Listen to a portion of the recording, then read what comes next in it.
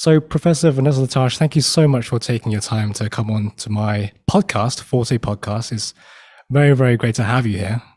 Well, first of all, I'd just like to step back in time, if I may, do things chronological today. You competed at the Tchaikovsky competition in the 1990s, or 1990 specifically. I would like to ask you, do you remember much about your time in Russia at all? At that time, very Yes. much. I do, yes, I do. I mean, I've been to Russia many times since, so it's very much an important place for me to travel to in my work as well as in my for pleasure, because I have a lot of friends there now. But in 1990, it was the first trip that I took. I was a young woman going to the Tchaikovsky competition with very little experience of Eastern Bloc countries at the time. Of course, it was Perestroika at that time. Things were very difficult in terms of food and just general living. And so it was a real cultural wake-up call for me to see something so vastly different from where I come from. So I think, as well as an experience, a musical experience, which was, of course, incredible to play on the stage in the Moscow Conservatory and to play in the Bolshoi Hall there, which is just stunning place to play, and one of the best acoustics in the world, and one of the most terrifying places as well.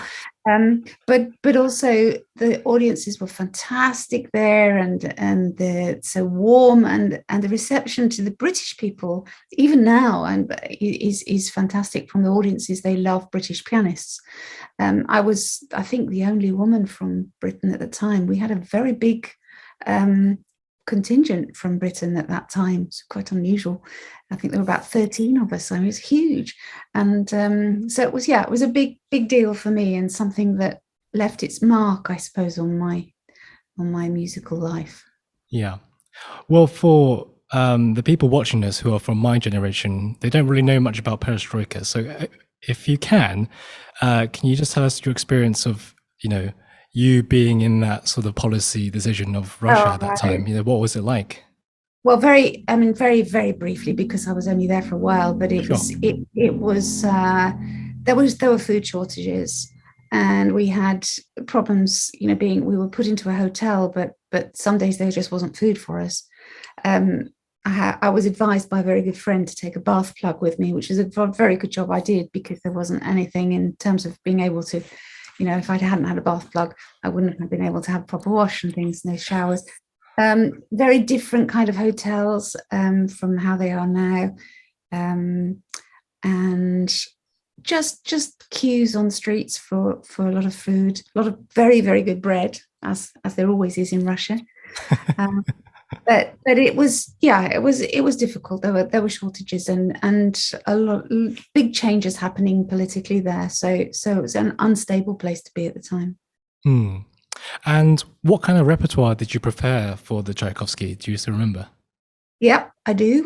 We had to do etudes, of course, usual stuff. And I remember doing Schopenhauer's 10 No. 8 etude, and Mozart's sonata. I think I did K333. Can't remember that. It was definitely Mozart, which perhaps for them maybe wasn't such a good choice. But I had lots of bravos from the orchestra audience, which was very nice. They love music there. I mean, just ladies would come with their lunch boxes and eat their lunch in that hall while listening to the competition, and they still do the same now. I think since I've been to the Tchaikovsky competition twice with my students, and since then, and it's still the same sort of atmosphere, just this absolute love from music from everyone. Yes. And you talk about your living conditions as well. Did that not affect how you were mentally for the performance? Such a big. Well, it did. I mean, I have to say, yes, it did, and that was it. Because one is very aware of your surroundings, and if it's a little bit frightening to get into a cab there as a woman on your own at that time, yes, it did. It did affect everyone, actually. And also the practice conditions were pretty good. I mean, you had to fight for them, but they were at the Moscow Conservatory, and it was okay. So that's really our solace, and we're so busy doing that we weren't worrying too much about what was going on in the outside world. Yes. And You're to in be a bubble. You're in a yeah. bubble when you're in competition. You don't really know what's happening outside. Well, sometimes that bubble can be advantageous when you're surrounded by so many world-class musicians in one place. It sort of gives you that energy to do even better than you normally would. Exactly. Yeah. Yeah. So even before you went to Russia, were you learning repertoire as if you were going to reach the final? So you already had a concerto already learned, and yeah. Oh yes, you have to go to any competition. I mean, that's the advice for anyone at any time of your life.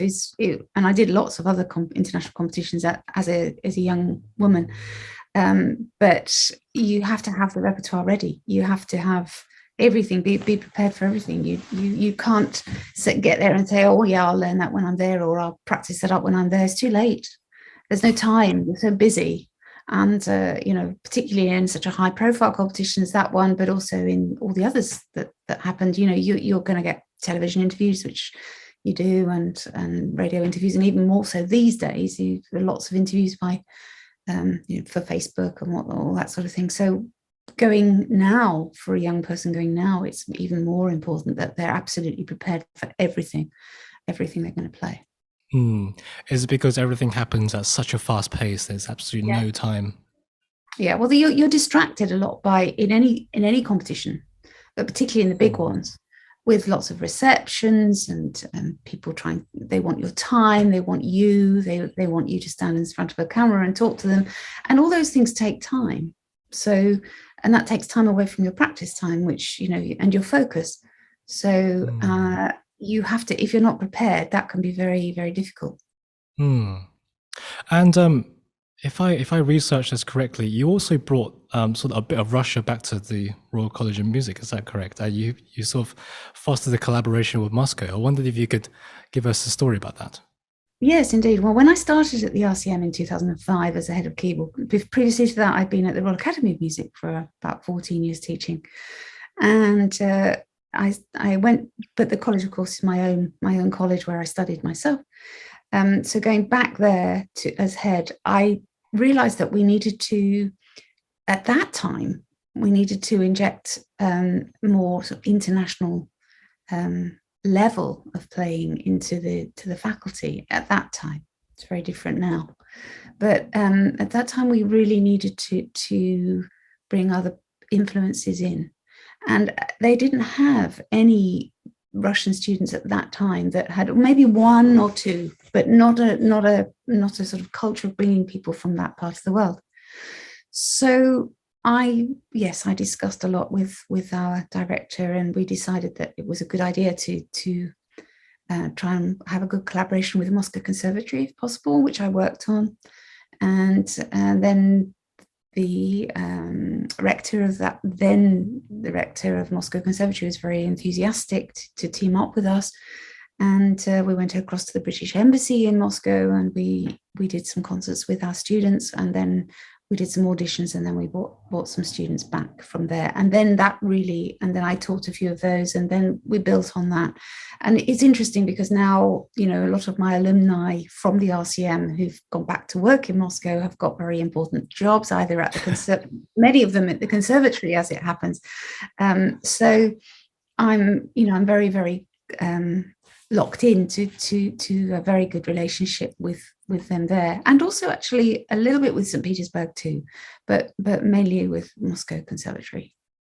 And why was Moscow Conservatory in your sight? Was it because of your previous relationship with Moscow that sort of made it easier?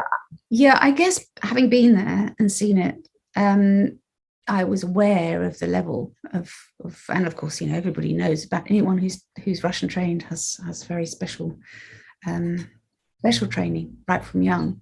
So I was aware that we would get students of high level, and I think, but at the same time, I think we could do something for them. We could actually open their eyes to different type of teaching, a different type of music making, and possibly different repertoire as well from what they've already studied in Moscow. So it was important to give these young people opportunity to be with our people that were at the college already, and for them both of them to give something to each other. And I think that's how that worked. And then after that, of course, then we had always a lot of students from the Far East at the Royal College.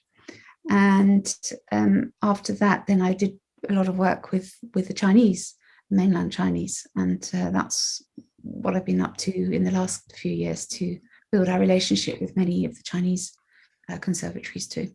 Yes, and you're the advisor for Lang Lang's academy, is that correct too?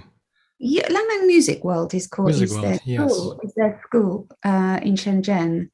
And they also have another one, new one actually, built in Shanghai. But originally I was involved in the very early days of working with them to help advise them. I still go there occasionally. Well, when it's not COVID, of course. Sure. But as well as that, we have our own links now with the Royal College of Music. We have our own training centre that we are associated with, affiliated to, in Shanghai. And also we've had many really good collaborations with the Shanghai Conservatory, with Beijing Conservatory, Central School. Lots and lots of really good, strong relationships, which have been very fruitful, hopefully, for the students that come to us, as well as for us having them with us. Yes. I'd like to just go back to your leadership, if I may. So you started in 2005. I mean, how did you transition in your life to become head of keyboard? What was that story? It's a good question. I thought really right from young, I've always been very, very interested in teaching as well as performing. As a young pianist, I did a lot of playing, BBC Radio 3 stuff, television work, all sorts of concertos with orchestras, and I had quite a big performing career. Then, but alongside that, I always was interested in my teaching side and a sort of organization side as well. It was always something that appealed to me. So when I was teaching to start with in academy, well, actually previously to that, I was at the junior college when I had some very fantastic junior students in the early days of my teaching, and then recognized, and then went to the academy for a while, and then sort of got into the art of teaching course, which is teaching how to teach to people in the academy, and developed that alongside a colleague of mine. And then when this job came up at the RCM, I felt, yeah, I'm ready for this. I've had all this experience, and I'm ready to take on.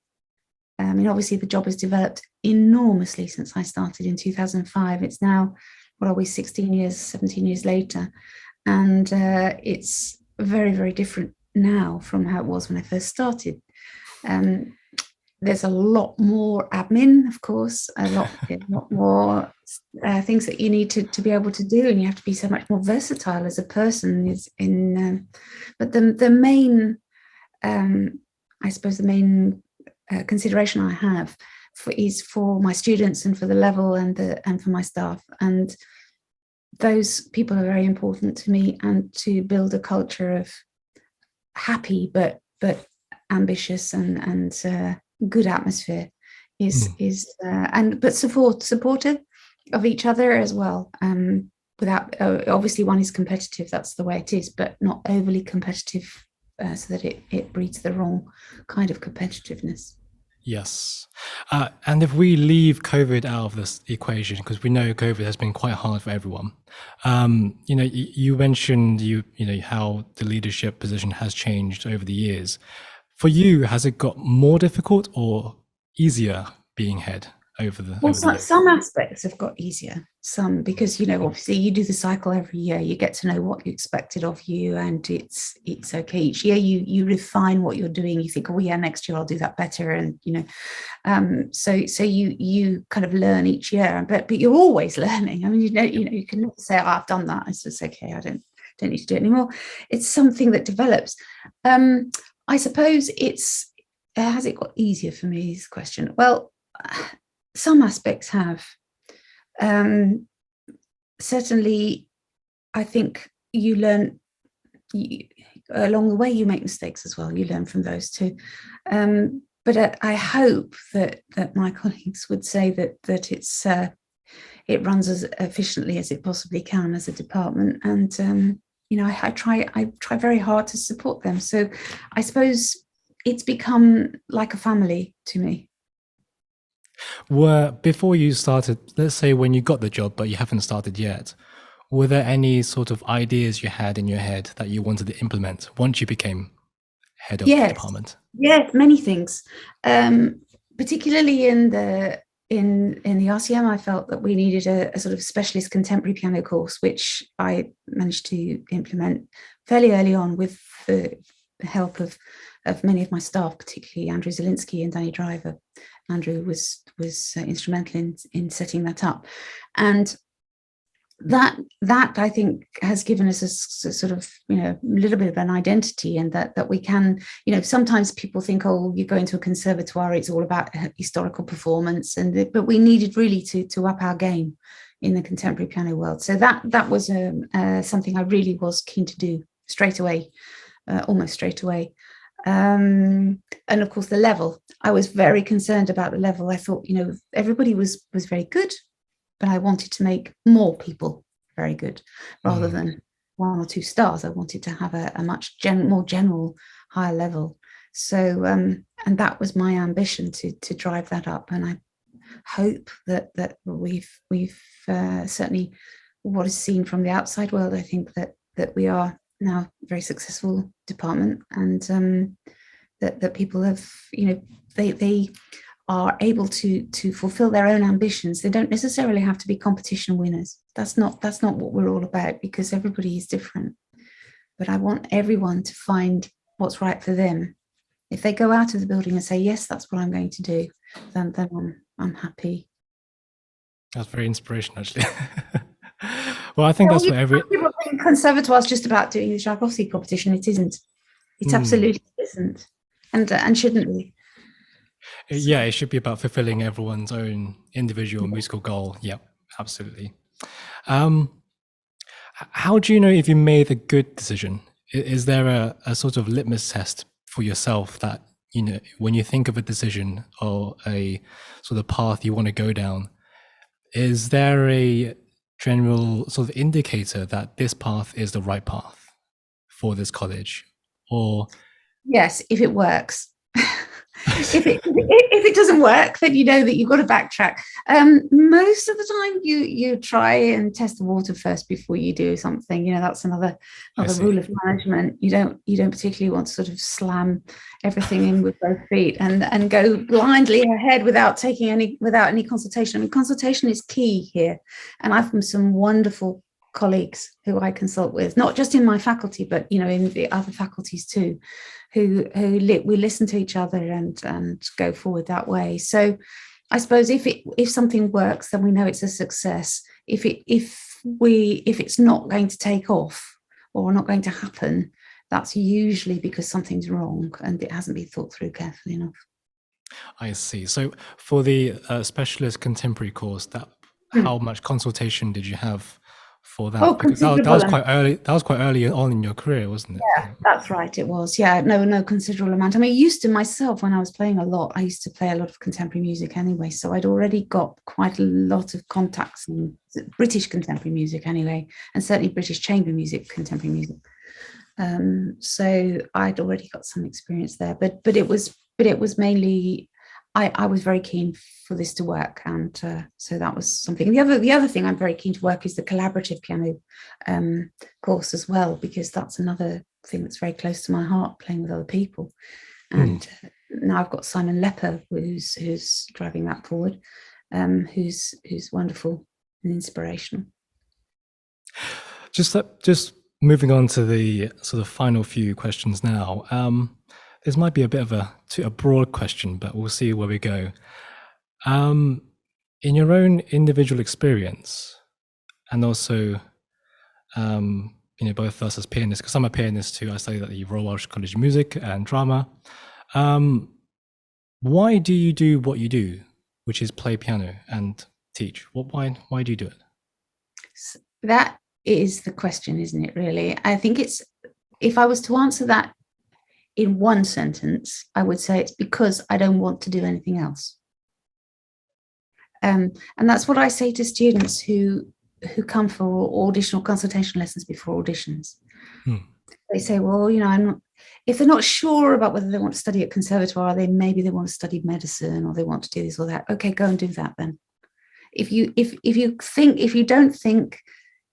absolutely think you cannot do anything else, that means that it's for you. So you burn to do this. So there shouldn't be any doubt at all about whether you should be doing this or not. It should be a full conviction that this is the life for you. Yes, that's right. But of course, this life has changed. So our approach to being, some things haven't changed. I mean, being a musician and producing high quality music is never going to change. And live music particularly is never, I hope, never going to change.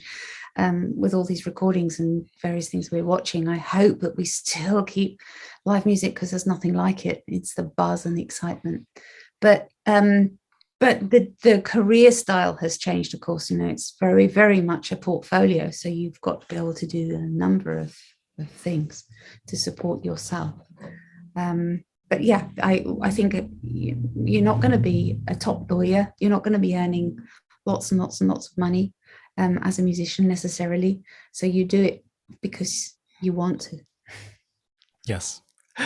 And just a final question. I wish we can talk for much longer because I just find your career so fascinating. But I'm afraid I have to ask the final question now, much to my regret. If you had to pick one thing a teacher taught you, you were extremely thankful for because it just changed the way you see everything, who would that teacher be, and what was it that they taught you? Goodness me. I've had, before put this into context, I've had, oh golly, how many teachers have I had? 1, 2, 3, 4, 5, 6, 7 teachers, I think, something like that, from young up to, and each one of them had something that I was grateful for. And my first teacher was Eileen Rowe, and she was in Ealing, and she was a phenomenal woman. And from her, I learnt about sound quality and about making the instrument really speak and sing. And she was also very, very hot on things like pedaling. But for her, having a really, really good sound was one of the most important things. And that instilled in a young person is really important. Now, later on, of course, I've been to many, many, many profs, and I had something very special from all of them. I can't honestly pick one out, except for maybe the last one, who, when I was speaking and working a little bit with Alexander Kelly after I left the college, and he was the most incredible human being, again, as someone who was very concerned with sound. But I suppose what he did for me was open me to the world. In other words, said, you're allowed to be yourself, and say what you want to say, of course, following all, the directions, but use your own personal voice. And he brought me to that. So I suppose, it was a full cycle. There were many, many other wonderful teachers, and it's really unfair to single one out, but that left an enormous imprint on my mind. And we lost him far too early, which was very sad, but he was a phenomenal guy and was able to really bring everybody out, and it made you feel like a swan, even if you're an ugly duckling. Well, a very moving ending to a very great episode. Professor Vanessa Latarche, thank you so much. Thank you, Anthony.